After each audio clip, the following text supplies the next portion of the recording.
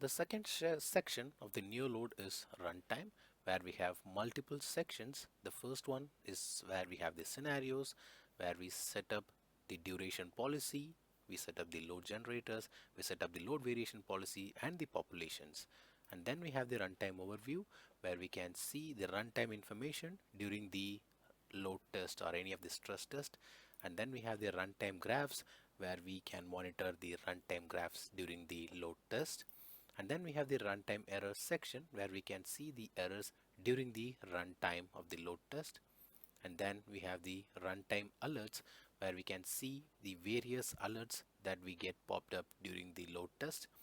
And then finally we have the runtime users, where we can add, where we can stop, follow, and we can even remove the users during the load test. So these are the sections of the runtime section.